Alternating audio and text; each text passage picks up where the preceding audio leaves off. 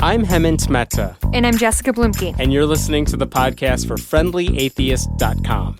Today's episode is brought to you by Be Secular. Be free to love, be able to choose, be accepted no matter your race, gender, sexual orientation, or belief system. Be Secular. Be Secular merchandise allows you to display your support for equality and the separation of church and state, while also donating up to 50% of the profit from your purchase to nonprofits, groups, and artists that support those same values. Go to www.besecular.com, pick your item, and then choose who you want to get a donation from your sale. Listeners of this podcast will get a 10% discount if they use the promo code FRIENDLY. Make a statement. Be you. Be secular. Monica Snyder is a representative from the group Secular Pro-Life, a group that seeks to unite pro-lifers regardless of their religious beliefs or lack thereof. She's worked with the group since its inception in 2009, and you can learn more about it at secularprolife.org, all one word. For the sake of this conversation and simplicity, we're just going to use the terminology pro-life throughout the discussion. Monica, thanks for being with us. Thanks for having me. So how did you get involved in this organization? Like, what's your own history, both in terms of being pro-life and being an atheist? So, well, first I want to clarify that I refer to myself as an agnostic. Some people think that matters and some don't. Got it. So, my bad. Okay. I actually got involved with this organization because I like to argue online, and a lot of people say that's Join everybody. Yeah, but I am essentially, when I first was able to get on Facebook, which I think was around like late 2006, I sort of unthinkingly really joined a couple different groups that had names of things I was interested in, and one of them was just called pro-life. And to be frank, up until that point in my life, I hadn't really looked into the issue that much. I was raised that way, and I've just been pro-life my whole life. And then I joined this group, and one of my very first experiences in the group was to have pro-choice people challenge some of the things I said in very thoughtful ways. And I had never spoken to pro-choice people directly about it before. And it really got me thinking, and I found it very interesting, and I started getting on that group probably not literally every day, but a great deal for months, and talking to the same people about lots of different aspects of the debate. And you're having you're having good civil conversation debates about this issue. I'm surprised. That's awesome. Yeah, well, I think it was because it was the same people, and you sort of, maybe this is different for different people, but we basically became friends. And we ended up sometimes getting bored talking about abortion, and we would talk about other things, and we got to know each other. And so it was easier for us to have useful conversations and to sort of approach each other with genuine questions and not just try to win, because there's not really any winning anyway.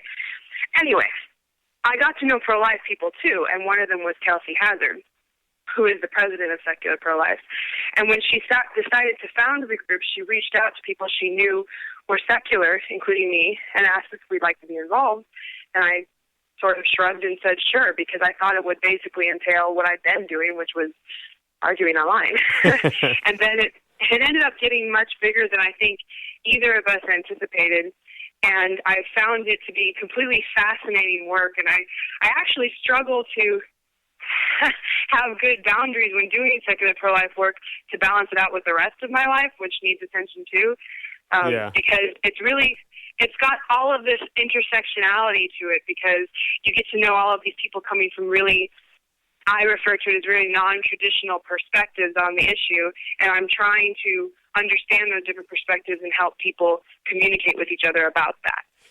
Just really quick, you said this thing kind of got really big. How many people are we talking about? I don't know if that means membership in the organization or people on the Facebook page or something like that, but how far reaching are you guys?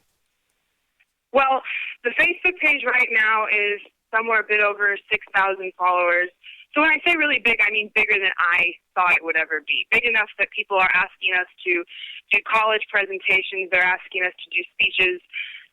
You know, you asked me to come on this podcast. I never thought I would be doing anything beyond just having debates with people online, and now we have like this very active blog, and we've developed a website, so it's bigger than I anticipated, but Sure. compared to most pro-life groups, still relatively small, though. Okay, so how does this get played? How does this play out when you're non-religious and you're pro-life?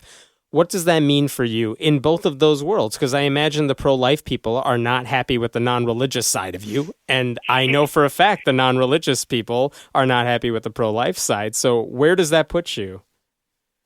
Yeah, you're correct. I find that the pro-life people that we work with, the Christians that we work with, they tend to be, I think, sort of surprised and confused, but in general, they just try to be accepting even if they don't necessarily get our position. But those are the ones that we work with directly.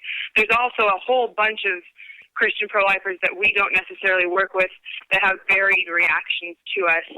And yeah, sometimes it can be kind of hostile or off-putting. And you've seen, like you said, that the pro-choice side, especially pro-choice atheists, more so than pro-choice Christians, tend to be very, very unhappy about our existence.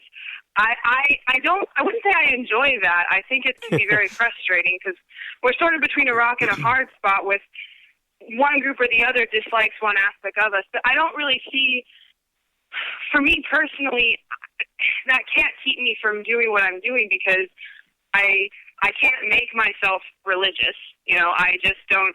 There are many facets of religion, as I understand it, that I just do not understand or agree with. So there's nothing. I don't feel like there's anything I can do about that, even if I wanted to. And I kind of feel the same way about the abortion debate. I have a lot of people I'm close to who are pro-choice since I started really digging into it, as I mentioned, and I understand that perspective much, much better than I used to, and I think I empathize with it much better than I used to, but there are certain aspects of it that at least I personally have a difficult time reconciling for myself. So to be blunt, it's frustrating, but I can't make myself religious and I can't make myself pro-choice, so I just kind of keep on keeping on. So if I'm an atheist and I'm a feminist, why should I be pro-life? Like, why should I agree with you? What's like your elevator pitch to make us pro-life? Okay. So, just from my perspective, I look at it as a consistency issue. When I think about how I approach human rights for born people, I try to make sure I apply that consistency to people or humans or however you want to refer to it before we're born.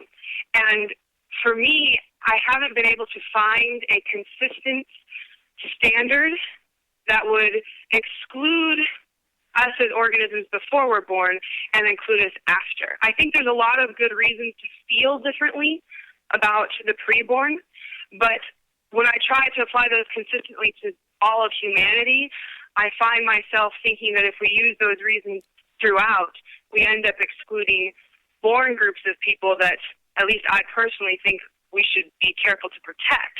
So it's hard to talk about in 30 minutes, but just like as an example, I know a lot of pro-choice people feel that viability is a good sort of middle ground. Once the fetus is able to live, or at least has a good chance of living without requiring the mother's body, then that's a good place to say maybe after that we can restrict abortion, but before that we shouldn't.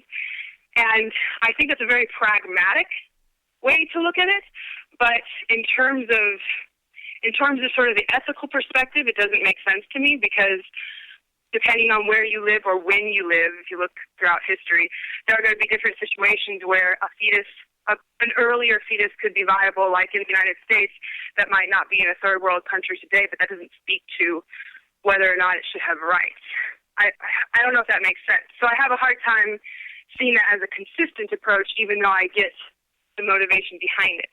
So I guess in a nutshell what I'm saying is I think we should work harder to protect even preborn human life because I find that to be consistent with how we try to protect born human life.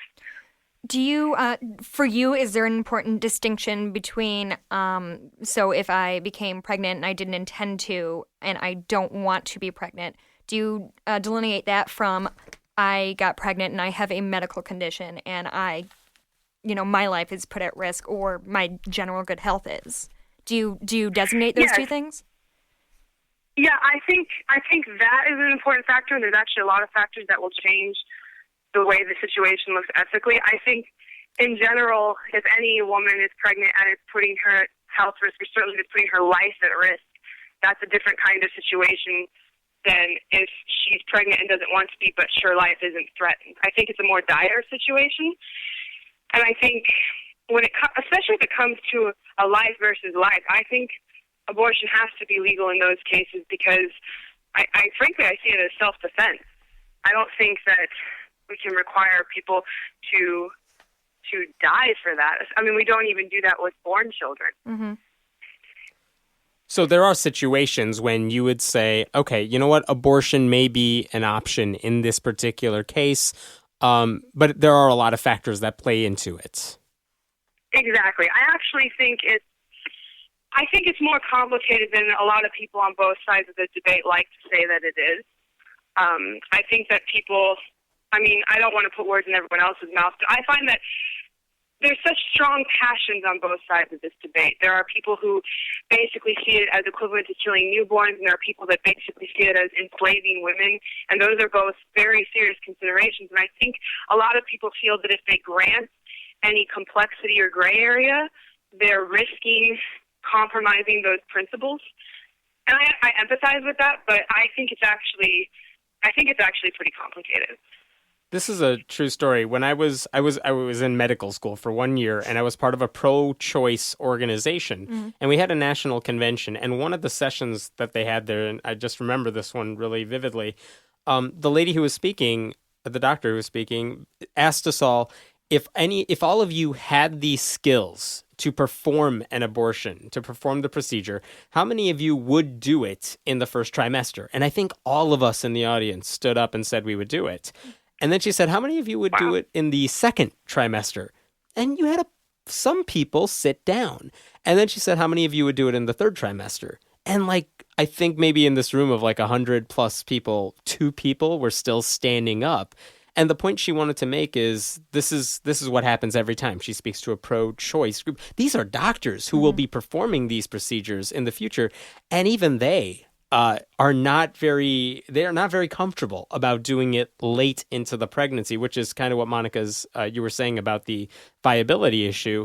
And that was kind of the problem that this speaker was talking about. We need doctors who are willing to do that. Which is a whole separate issue here. But yeah, it was fascinating to me that these are the most pro-choice people you will find. And even they're like, I don't think I'd feel comfortable doing it myself. Well, and I think... sorry, go ahead. Oh, I was just going to say, Monica, I think you're absolutely right that this isn't a black and white issue. And I think all three of us can agree on that, a baby, a fetus that's at 9 months and a fetus that's at 5 days is a different story. But I think my issue with the pro-life thing, and I do think that a lot of us have the same goals. I think reducing abortion is almost always a good thing. But there are a lot of atheists who will disagree with you even on that. You're right. That's fair. But I think the reducing the need for abortion is, I think, what I should have said. The reducing the need for abortion. My feeling, and I completely. Absolutely, you are allowed to have an opinion, and you're allowed to say, if I accidentally get pregnant with a baby I don't want, I am going to keep it to term because that was my decision. That's my decision. That's what I want to do. I think my issue is that restricting abortion access rarely restricts abortions. It just promotes unsafe abortions. Is that something secular pro-life does in terms of, at least I don't know if you guys take a policy stance on this, but do you try to restrict or push for legislation that would restrict access to abortion facilities? So essentially we try to focus more on educational efforts and not as much on legislation. Like, for example, we never endorse political candidates, and we try to focus on emphasizing the common ground between both religious and secular pro-lifers, and even at least some extent between pro-lifers and what I refer to as moderate pro-choicers, the ones that feel like we do, that reducing the need for abortion is crucial. So we tend to try to sort of focus away from the legislative side. But to answer more of the spirit of your question, in the long run, in the big picture, we do feel that the moral worth of the fetus would necessitate stricter laws on abortion. But there's also a lot of debate about whether that would be useful currently, or there's a lot of debate within the entire pro-life movement, not just with secular pro-life, about whether it makes more sense to work on hearts and minds, resources for women, understanding why this is happening and reducing all of that first before really hitting hard with the legal side, versus a lot of people in the pro-life movement think the legal thing needs to happen sort of first and foremost and immediately, otherwise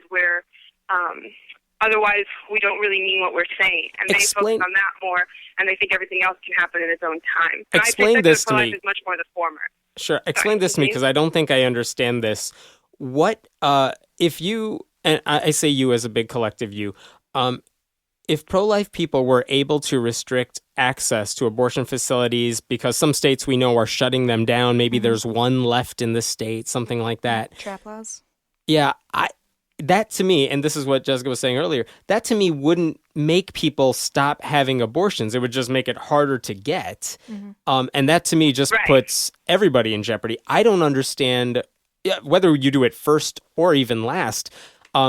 It says to me that your educational push for why women should not have them, I don't know, trying to shut down the abortion facilities themselves would mean that you guys failed with the education aspect.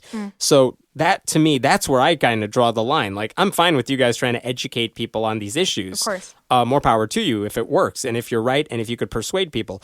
But why shut down the facilities? And that's a general question. That's not specifically at you. Well, I will say, I think most pro-life people that I know, and again, I'm talking about the general pro-life movement more so than our group specifically, they flatly don't believe that shutting down abortion facilities or making more restrictive laws, let me rephrase, they believe that will result in on-the-ground less abortions. And they seem to feel that the arguments that it will just result in unsafe abortions are sort of like these political arguments. There's a lot of disconnect between people on your side of the fence, what you're trying to say and what they're hearing. And so they pursue these measures anyway because they really think that that's going to overall reduce abortion. And also, I'm sure you're aware that other methods of reducing abortions, like increased access to contraception, increased sex education, which secular pro-life agrees will help reduce abortions and should also be easy, like common ground. Many other pro-life groups take issues with that because they believe differently about that too. A lot of them think that increased contraception will counterintuitively actually increase abortions by increasing risky sexual decisions. There's all sorts of different premises that they start with in their attempts to reduce abortion. So, but getting back more to secular pro-life specifically, I think that in general our idea is that we want to, like you guys were saying, we want to address why women are seeking abortion in the first place, especially the many women who, if they had more resources or more options, might not necessarily be inclined that way. I think everyone can agree that that's sort of a societal failure right there. But we also believe that fetal life, if you want to understand it from a pro-life perspective, it's kind of putting it crudely, but basically, imagine whatever you're saying, but apply it to newborns. And that's how pro-lifers hear it. So when you talk about, like, there's really no equivalent because that's not how America in general sees the abortion debate. But if you could imagine some horrific sci-fi scenario where we were regularly killing newborns, right? And then you talk to the people who are trying to make it illegal and say, but that won't lessen it, let's just only stick with education. Many people would feel that on a human rights level, that's not enough. Do you see what I'm saying? And so there's the pragmatic approach in terms of what actually works, which I totally get and in general agree with, but there's also a sort of principled approach where whether it works or not, we want to live in a society that legally recognizes the value of all humans. And that's a big part of it from the pro-life perspective. Here's the thing, and with absolute due respect to you, Monica, I understand exactly what you mean. And I sincerely, I really, really do. I just don't give a shit. I don't, and this isn't directed at you at all, Monica. This isn't directed at you, but when you say oh, they believe that a three-week-old zygote is, I don't know if that's the right word. I shouldn't have pretended to use medical terms. A 3-week-old baby is the same, a 3-week-old fetus is the same as a 3-week-old baby. I understand that you're saying that's how they think. I just don't give a shit because they're wrong. It's not the same thing. And in my opinion, I just can't. This is a thing I very much care about. And if this was just a matter of opinion, then okay, maybe not a big deal. But people's lives are at stake. Right. People's, their future lives, not just their medical lives. Right. So yeah, how do you deal with people who? I assume that's a response you get quite a bit. That there is a difference between this stuff. So how do you respond to that? I'll shut up there. Well, I think for me personally, when I'm talking with people who are just not going to see eye to eye in terms of how we view the embryo or the fetus, then I prefer to focus on where we do have common ground, which almost everybody I talk to, even people who disagree with the safe, legal, and rare mantra because they think rare implies a values judgment. Pretty much everyone I talk to still agrees that we want to address why women are seeking these in the first place. Sure. And I think there's a lot of common ground there, and I do prefer to spend more time on that stuff, especially because the secular pro-life, as you mentioned before, kind of is working on two fronts here. We try to have communication with pro-choice secularists about why we see this the way we do, but we also spend a great deal of time talking to religious pro-lifers about, first of all, where secularists are coming from, and also about maybe what could help the movement be more effective. And so I prefer to focus on those things. If you don't agree, let's say that you feel absolutely nothing whatsoever about, an embryo or anything up until, say, viability, which is, like I said, a pretty common stance. That's fine. I think it's very difficult to persuade people otherwise without very long, protracted philosophical conversations, and that has happened. Right. But it's not common in my experience. But usually, even people who feel nothing about fetal life, they still feel something about women who say they're not getting enough support from their professional life, or they're coming from a very difficult relationship, or they didn't realize how to use birth control. Those are all problems anyway. Mm-hmm. Everyone agrees those are problems, and I'm happy to focus on that too. And we spend a lot of time trying to get other groups and people in the pro-life movement to also focus on those things and try to put more effort into that. So we sometimes, it's tricky. We're always trying to find common ground, but we do push for the contraception thing, which is always controversial in pro-life circles, and the sex education thing less often. And we also spend a lot of time, at least I do, trying to talk to the mainstream pro-life movement, what we call it, about how they come off to non-traditional groups, not just secularists, but also LGBT people, and sometimes we're starting to look into more about some of the racial issues and things like that, and talk to people about what they're saying and doing that they may not realize is very alienating to people who might otherwise agree with them. And so I find myself seriously, over half the time, not even talking about abortion, but actually about identity issues, which is also pretty interesting. What's more important to you personally, trying to convince other non-religious people to move closer to the pro-life position, or trying to convince pro-life Christians that they need to do more to reach out to a broader group of people? I focus more on the latter, I think, because I think it's more doable. Mm-hmm. In my experience, other secularists, not only do they not agree, which, that happens, but they tend to be, it's difficult to have a calm conversation about it because, at least from what we've experienced so far, they tend to be angry that we are even talking that you exist. We've had, we've had a lot of people accuse us of being secretly Christian. I assure you I am not. And just all sorts of things that I don't really know. I don't really know what to do with that. So I'll say what I think, and you disagree, and that's fine. Even on this podcast, it's sort of I think what we all expected, and that's fine. But if it's going to be a very hostile, impossible conversation, I'd rather focus where people are more curious. And I find that at least the religious pro-lifers that we work with, they tend to be pretty curious, and they tend to really want to understand how they cannot be as alienating. One of the most fulfilling things is when I go to a conference, and these conferences are very religious, and I have people come to me like, what am I saying that would put you off? Like, what do I say and do that you think other atheists would sort of recoil from? And they have no idea. Some of them don't even know any other secularists at all. Yeah. So it gives me this weird venue to have this sort of separate conversation about religion and inclusiveness that I really enjoy if people are interested. Have you been invited to a lot of religious pro-life gatherings? How many, maybe, have you or maybe someone from secular pro-life? I would say that phrase is redundant. Yeah, more so all the time as more people hear about us. So the big thing was every January, as you probably know, there's a March for Life in Washington, D.C., and in the last 10 years or so, there's also a Walk for Life in San Francisco, and I live in California. Mm-hmm. And this last year, the people who put on the Walk for Life, which numbers, the attendees are somewhere in the order of magnitude of tens of thousands. They estimate between 40 or 60,000 last year and things like that.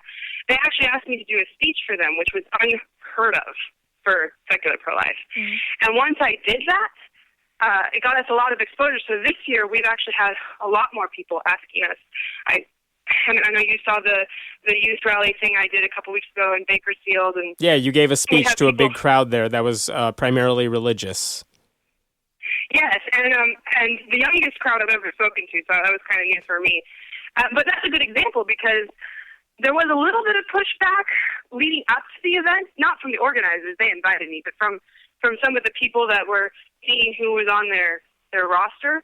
But once I gave the speech, I got tons of great feedback. I think they're afraid that I'm going to go in there and tell them that they're stupid for believing in God. And really, that's not really my point. Right. And then I go in there and I just tell them, hey, when you say X, Y, Z, imagine how that sounds to me. Mm-hmm. And then a lot of times they're like, oh, yeah, that's a good point. Have you or anybody from Secular Pro-Life ever been invited to any atheist conference or gathering or anything like that? I don't think we were specifically invited. We did go to the American Atheist Convention a couple of years ago, and I didn't personally go, but... Do you mean just go as attendees, or did you have a booth there or something? We tabled, yeah. Yeah. Mm-hmm.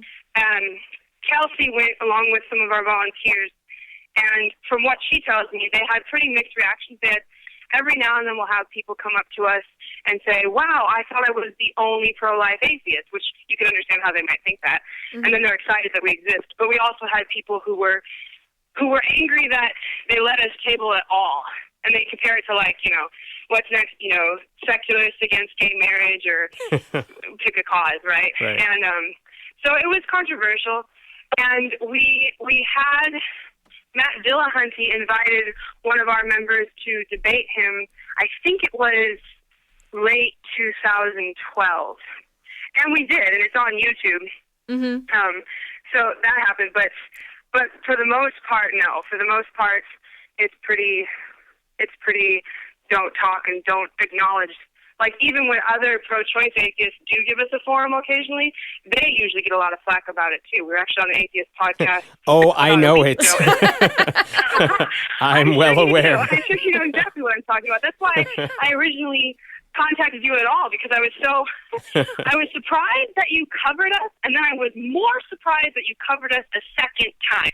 Well, I think it's probably one of the most fascinating things that you hold a stance that I totally disagree with. I don't think that's a surprise for most people, but it is very interesting to me to see a group. Why you guys would believe that is interesting to me, and then to watch you, like you said, between a rock and a hard place. You can't win no matter what you do, and trying to watch you guys accept that, right, and trying to watch all of you try to figure out how do I fit in the Christian world? How do I fit in the atheist world? And I don't think you're gonna be able to find a thing. And that to me is just a very interesting story. Well, so for me, the way it works for me is I accept that the vast majority of pro-choice atheists are not going to accept us, and many religious pro-lifers don't accept us either. And you know what? It is what it is. I'm glad we exist for the secular pro-lifers who are already out there, because when we do have someone contact us, I've had people come up to me at marches. We've had people contact us through our website saying that they're so excited because they really thought they were the only one and they don't feel like they can talk openly about it because of the hostility in most secular circles. I'm glad to give them that venue. And even if we always stayed small, which we, to an extent, we probably will because of what you were talking about, that's okay with me. I'm grateful to have a venue to put these ideas out there. And I never would have anticipated how working with secular pro-life gives me an opportunity to talk to Christians who are genuinely curious to understand us. Because the abortion thing gives us this common ground where it doesn't feel like a religious battle between us. And then through that, I can have conversations with them about how this sounds to us, why this might be off-putting. I did a blog post, I don't know, a couple months ago called The Imago Dei, or Why Secularists Should Care About Human Life. And I was really glad to write it because I've had people come up to me, Christians, come up to me at conferences and basically say, like, I don't really get why you're here or why you care about anything at all. I'm like, they're not trying to be insulting. They're really curious. And so I can write this blog post and the Christians who follow us can read it and think about it without it being this sort of defensive thing. You know what I mean? So I really enjoy that part of it a lot.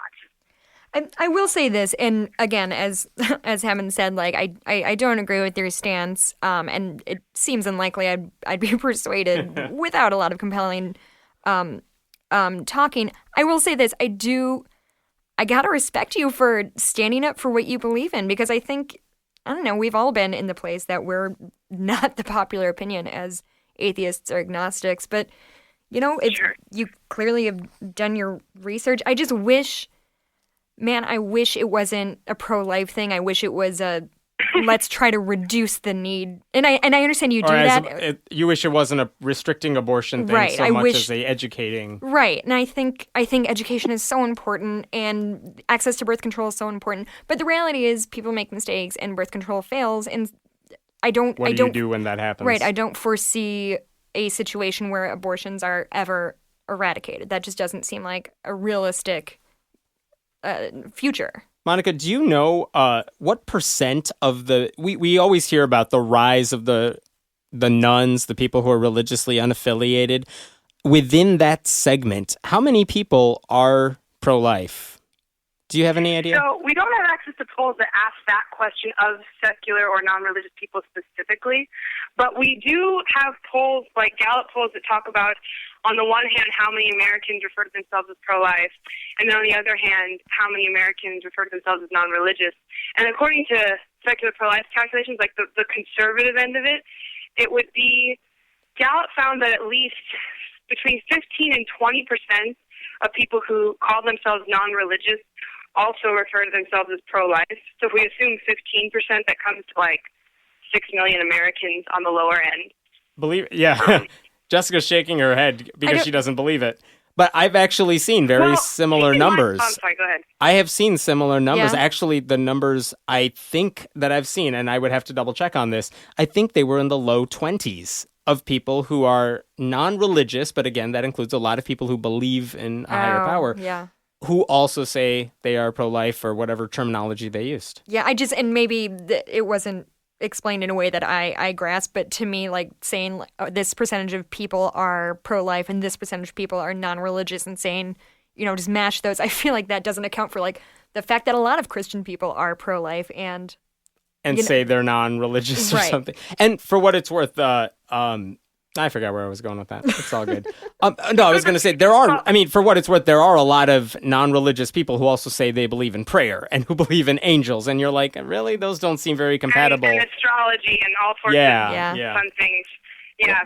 Well, not only that, but there's also a lot of ambiguity, I think, with the terms pro-life and pro-choice. Everyone on this call is familiar with it because it sounds like all of us have wrestled with this issue. But every now and then, and it's not common just because I work with a pro-life group, but sometimes I'll come across in my life people who are just not involved in the abortion debate at all. Like in any way, it's just not something that's on their radar. And they do not have the same understanding I do of what either of those terms mean, pro-life or pro-choice. So like, if I could design a poll to really sift it out, I would want to find basically all the Americans who are materialists who think that abortion should be more legally restricted. That's how I would ask the question. Sure. But I don't know of any polls that get that specific, so. Really quick, is it correct that I read a story that excuse me, you were rejected from volunteering at a crisis pregnancy center a while back? Is that true? That is true. When I lived in San Francisco, before secular pro-life existed, actually, I've always been, like I said, I sort of am predisposed to the more helping with resources and education kind of thing. And so I thought, if I want to do something in the pro-life world, I'd rather be on the end that's trying to help women who don't want to have abortion get the resources they need. And so I thought, well, maybe I can volunteer at a crisis pregnancy center. And I looked up, I don't remember now which one it was, because this is several years ago, but I contacted, I think, the one in San Francisco closest to me, and they were perfectly friendly. There was no reason they would know that I was a secularist, and they just said, sure, we'll send over the forms, and one of them included, a written testament that Jesus Christ is your Lord and Savior. And I was like, well, that's awkward. Uh-huh. I mean, I'm not going to lie about it, you know, so I actually do know pro-life secularists who have lied about it. They want to help in what way they can, so they just pretend to be Christian so that it's not weird, which I think is kind of weird in itself. But right. Yeah. I do know people who've done that. Yeah. Have you ever heard the expression, there's no such thing as a moral abortion except for my abortion? Have you ever heard that phrase? Did you say moral abortion? There's no such thing.